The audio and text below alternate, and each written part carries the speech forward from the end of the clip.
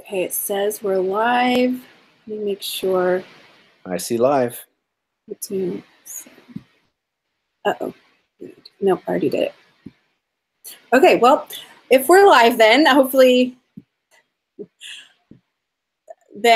okay, I see live. Hopefully everyone's seeing this. I'm not going to open the browser because last time I had really disastrous sound issues. And hello, Torrance.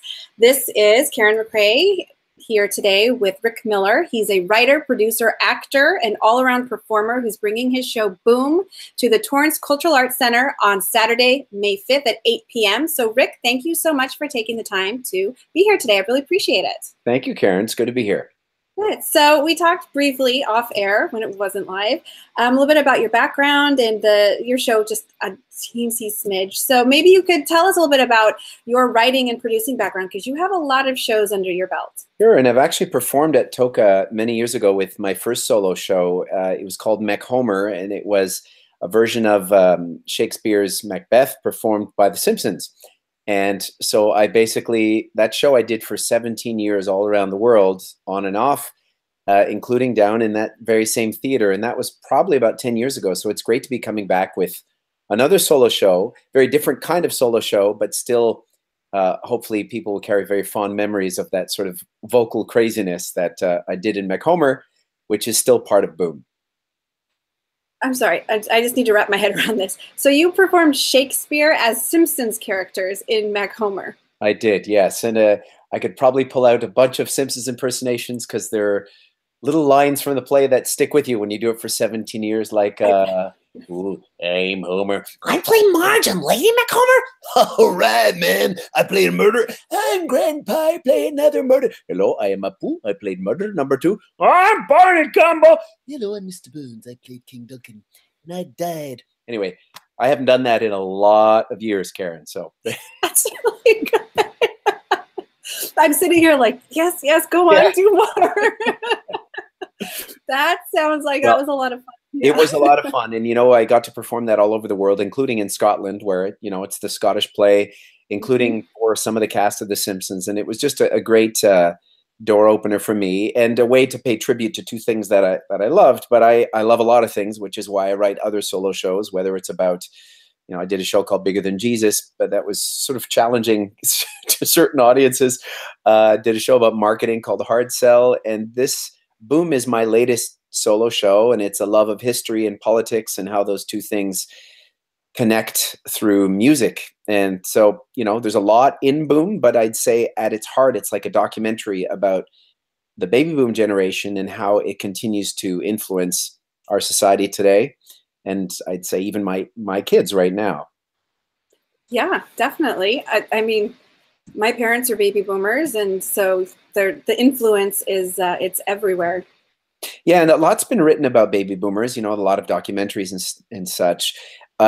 So in some ways I had to present something that hasn't been said before, hasn't been done. And we mentioned before the interview that part of the appeal to me of doing this show is it's not that there's never been a documentary about the baby boom, and maybe even other documentaries on stage, but I'm alone doing it. And in a way, I'm inhabiting a kind of time capsule that I'm bringing to life by myself, with technicians and with multimedia, but I'm playing 100 different characters from that generation, from 45 to 69, and including all the singers from the crooners all the way to, Janis Joplin and David Bowie. And through the experience of watching one person go through this, it becomes an event, a live theater performance that wouldn't be the same on film. It's really something to watch all of this happen. And you asked if it was exhausting, and yes, it is, but in a thrilling way for me. Mm-hmm. I wrote down in my notes, like, 100 figures in 100 minutes. Like, how did you choose? I mean, 100 is a lot. So, I mean, maybe you didn't have to narrow it down quite so much, but how did you choose which figures to focus on? It was difficult. Some of it was very banal. I had, whatever song rights I could get, I got, and whatever ones I didn't, I didn't. So in some ways I was limited by that, but I decided to make it a documentary about my parents' generation. And specifically, I play a trio of people, two of whom end up being my parents. So it becomes a bit of a story where you're not sure how this kid from Austria and this man from Chicago who grew up with the civil rights movement and this woman from small town Canada converge.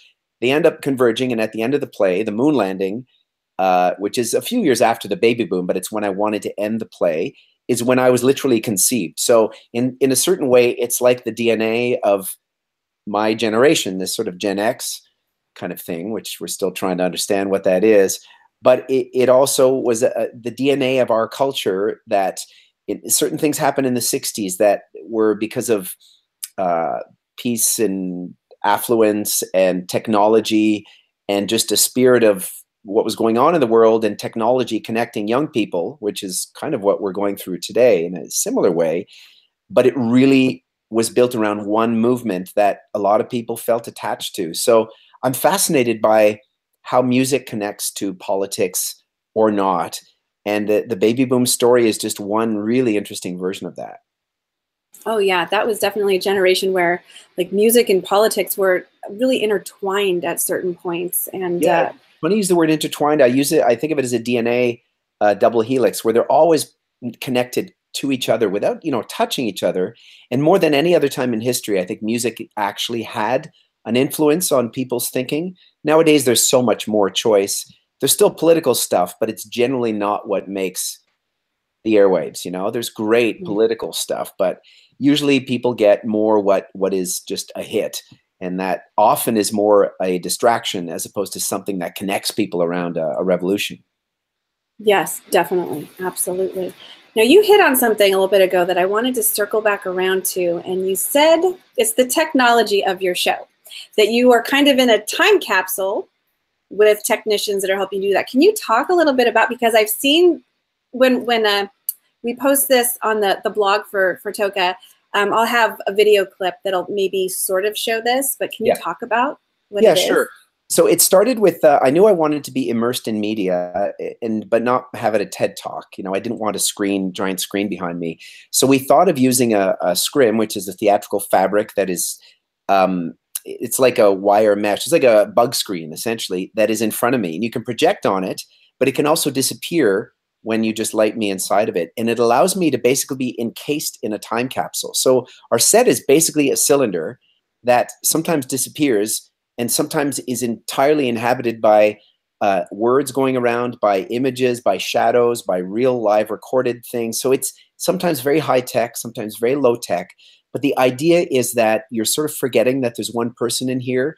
You occasionally are just kind of slipping into whatever imitation I'm doing at the time or whatever character I'm playing at the time, and just following on a documentary story. That it happens to be very entertaining, but it's really about stories that connect us. And at its heart, that's why I wanted to circle, is that there's a song towards the end by Joni Mitchell called The Circle Game, which is it's about a carousel spinning round and round, and how, we go up and down, but time doesn't really change us all that much. We're different, but we're also very similar. And history, we learn a lot more if we learned the lessons of history and spoke to our elders and learned from them and not make the same damn mistakes again. So that circle is part of the idea of the play, but it's also very much the physical look of the play. It's about a time capsule and cycles of history. Wow. It's conceptual, but it's also very visually interesting. Yeah, I work with a lot of designers who can tell stories just with pictures, and our soundscape is pretty elaborate too. I did not just want this to be Rick Miller sings, the hits of the 60s, because, there are shows like that, and that's just not, it's not a Vegas show on that particular front. It's not just imitations. It's trying to actually make people feel something, and along with some of the nostalgia that comes with some of the favorite artists of their lives, whether it's the Beatles or the Stones or, Steppenwolf, I don't know. But I really wanted to go further than that. And so I hired a team of people, a very small group, to basically kind of curate this little timepiece. And you mentioned before, how do you choose what to use or not? Like, there's so many, you go to Wikipedia on 1 month of 1 year in history, and there's so many things that happened. I had to at least stick with the facts that tied into the overall themes of my play, which are the Cold War, the space race, the growing war in Vietnam, but also the civil rights movement, the birth of the second wave of feminism. All these are the big historical cycles of the time, but that also ties with the birth of rock and roll and how it drew its influences from various sources and exploded into this, drug-induced, I mean, drug-provoking psychedelia, but that had a long history that was very much tied to Vietnam and things like that. Yeah. It's about connections, right? This play is not about, it's not going to deepen your knowledge of Martin Luther King, but it will tie King into Gandhi's assassination in 1948 in a way that you've probably never seen before. That sounds very interesting. Sorry, you said that, and like my brain is picturing going like, oh, Gandhi was assassinated in 1948, Martin Luther King, and then like the two waves hit each other and then canceled each other out in my head. So that's okay. And Boom is a really interesting experience for audiences. They often come back because we're only doing one show. It's not possible. Yeah. But it is an interesting thing for people. They go, man, I wish my mom or my aunt or my kid can come see this, because they would understand more about me. And we've had so many great testimonials. And we put a lot of them online. Like I can give you it's boomtheshow.com, but we also have a site called Your Stories, which connects on the Boom site. It's our encyclopediacanada.com. And it has 350 stories from people after the show who we've recorded, who have basically added to the bigger narrative. And it's a really cool online component of what we're doing, because it makes people go home and tell more stories, which is really what it's about. You don't want theater to be disposable in that way. Yeah, and I'll post a link to that also when this goes onto the website, so people can go check that out for themselves. I saw a couple of the of people talking kind of after the show, and it's very interesting to get all of these different perspectives after you've kind of seen a spectacular like that, to kind of see how it hits home with other people too, and where they were in that time in history. And, I don't know if you're Gen X like me, but you might not have been born at that time, nor was I, but it doesn't mean that we can't have a perspective on it. And in some ways, a bigger perspective, because baby boomers growing up at that time they weren't necessarily political. They were just growing up, right? And so they probably didn't feel tied to a generation until they were teenagers. So by looking at what happened from 1945 on, and how the seeds of every single conflict that happened, including Vietnam, were planted like as soon as that bomb fell in Hiroshima, everything has its ties there. So I sometimes get baby boomers coming, I didn't understand my life really until tonight, so thank you. That's pretty good. So just so we can, I don't want to make this too long and take up too much of your time. Oh, so can you just tell us a little bit about you sort of told us what the audience can expect. Is there anything else they can expect? Is this good for everybody, children of all ages? Who would you recommend coming to see this? Well, we do a lot of school shows. I know we're not doing one down there. And I should add that this is certainly a California premiere, but in some ways it's a US premiere. I've done a couple of early versions of the play in the States, but it just toured Canada coast to coast, 320 performances. And this is our first chance actually to come down to the States. So this is a really interesting experience. And in terms of audience, we did a lot of school shows, and I would say it's kind of like maybe ages 8 and up, but an 8-year-old obviously won't recognize, they won't get everything, but it's really fun to watch.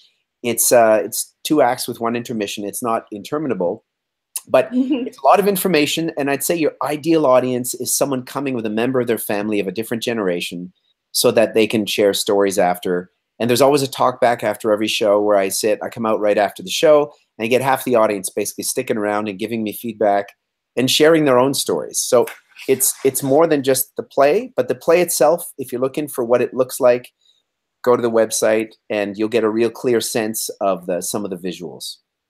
Perfect. Okay, Rick, thank you so much for taking the time to talk to us about all of this today and what people can expect if they come see Boom. Again, it will be showing at the Torrance Cultural Arts Center, I think in the Armstrong Theater, on Saturday, May 8th at 8 p.m. Tickets are still available, and I'm sure there's a link underneath this video that you can click to and get your tickets right there. So bring a member of your family who is from the baby boom generation and see what the show brings up for them. So hopefully we'll see everybody there on May 5th at 8 p.m.